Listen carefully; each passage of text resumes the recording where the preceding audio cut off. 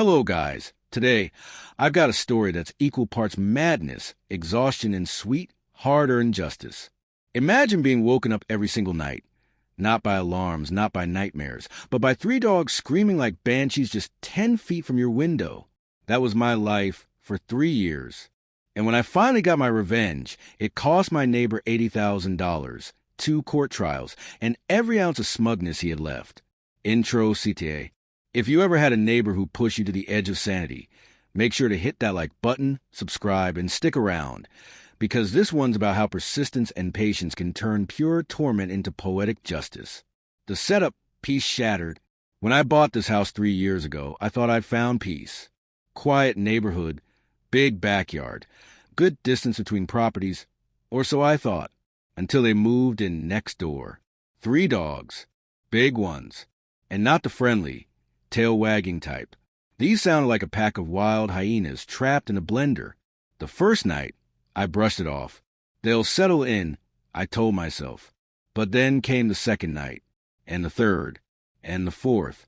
Every single time, just as I'd fall asleep, 1 a.m., 3 a.m., 4 a.m., the barking would start again. It was like clockwork. And my bedroom, just 10 feet from their fence. Emotional toll, Chinese water torture. You know that old phrase, Chinese water torture? Where a single drop of water keeps falling on your forehead until you lose your mind. That was me, except the drip was a deafening bark multiplied by 3, echoing through my skull every night. After months of sleeplessness, I started to lose it. Headaches, anger, constant exhaustion. I'd stare at the ceiling, gripping the pillow, wondering how something as simple as peace and quiet had become a luxury. First attempt diplomacy. At first, I tried being reasonable. I walked over one morning, coffee in hand, calm tone, neighborly smile. Hey, your dogs bark a lot at night. Any chance you could keep them in after midnight? He barely looked up from his phone. They're dogs. Dogs bark. That was it. No apology. No effort. No care. Just that smug, dismissive tone that made my blood boil. But I stayed polite. Tried again. And again. Each time, same response. Or worse. Eventually, he started letting them out more often. Almost like he enjoyed watching me break. The breaking point. After a year of this, I was done. I couldn't sleep. I couldn't focus. I'd wake up angry before the day even started. My home, the place that was supposed to be peaceful, had become a war zone of sound. So I started documenting everything. Every bark. Every hour. Every night. I set up cameras, logged timestamps, even recorded audio from inside my bedroom. When I finally took it to police, they charged him with animal creating a nuisance. And that's when things got worse. The moment he got that notice, it was like he decided to double down. The barking got louder, longer, almost intentional.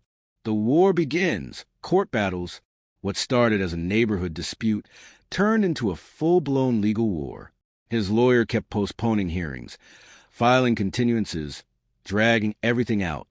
I went to 2 trials, hired my own lawyer, spent hours gathering evidence. I even had expert witnesses talk about decibel levels and sleep deprivation. Each hearing drained me emotionally and financially, but I refused to back down, because at that point, it wasn't just about barking. It was about respect. You don't get to destroy someone's peace and then smirk about it. The turning point. After almost 3 years, the judge finally saw enough evidence to take action. The neighbor was ordered to either remove the dogs or build proper soundproof fencing and control them immediately, plus pay for all legal fees and penalties. In total, around $80,000. $80,000. When the judgment hit, I'll never forget his face. That smug confidence just drained out of him. His wife stood there, arms crossed, glaring daggers, realizing all that arrogance had finally cost him big. The aftermath. And then silence. For the first time in years, I woke up to nothing. No barking. No howling. Just birds, wind, and peace. I stood by my window that morning, coffee in hand again, the same way I had the day I first complained. And I smiled. Justice didn't roar. It whispered. Weeks later, I saw construction trucks at his place. They were building an insanely tall fence. Thick panels, full soundproofing. I guess $80,000 can buy peace and quiet eventually. Now, whenever I see him outside, he avoids eye contact. Sometimes I hear the faint jingle of dog collars, but never a bark.